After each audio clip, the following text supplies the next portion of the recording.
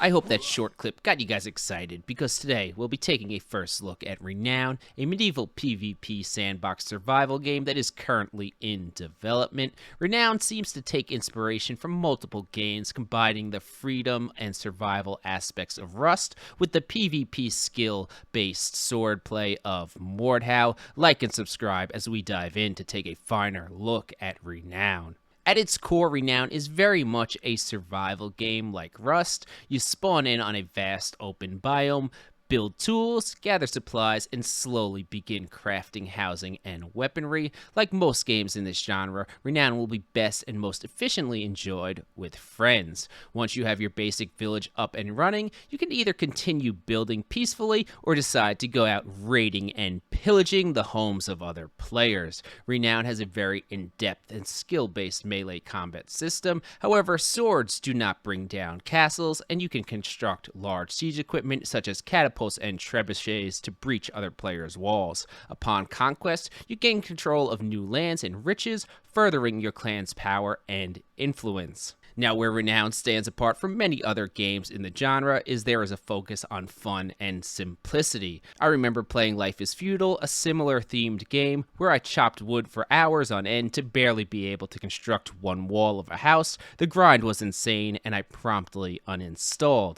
Renown seeks to reduce gear and resource grind and get you right into the fun parts, the building and fighting. Another issue with the genre Renown seems to solve is that if you play many of these survival games, you need to commit your entire lives to them. Playing Ark Survival, my play sessions would generally go like this: gather supplies, build a small hut, log out due to real life responsibility, log back in to find I've been killed while away and I have to start over. Not a gameplay loop that I enjoy. In Renown, there are systems in place to ensure that full building destruction and castle looting do not take place unless people are logged into the game. As a fan of medieval combat, fun, skill-based swordplay is perhaps the most important aspects of making one of these games enjoyable, and as you can see in the gameplay clips, Renown has taken much inspiration from the game Mordhau. Renown uses a timing-based block or parrying system as Mordhau does, and you can see during the gameplay duels, the players are using swing manipulation to drag and excel their attacks to try to get past this timing-based parry. If tuned properly, I see these fights becoming very knowledge and skill based. In my head, I already see a meta forming utilizing the attack cancel command to perform feints and bait out your opponent's parries. On the topic of combat, there also seems to be an extreme amount of different weapons and armors that are all highly customizable, allowing you to really personalize your character and play experience. In Renown, you will take a horse and cart out into the world and begin harvesting building supplies. The horse is the developer's way of reducing the grind of things like encumbrance and allows you to make large resource runs without the wasted time of constantly needing to run back to your desired building place.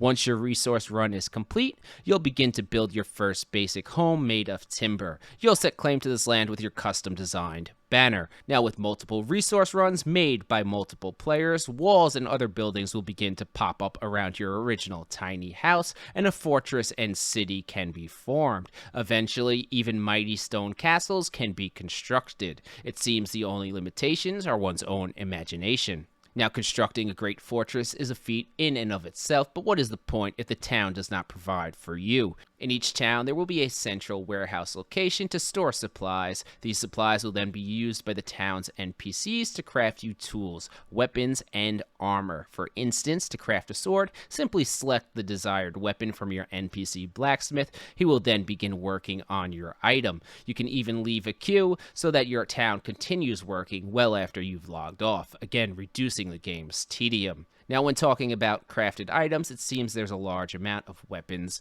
armors, and heraldry that can be crafted, and they look amazing. I think once the game releases, you'll see a large variance in how players look, which is always lovely for immersion.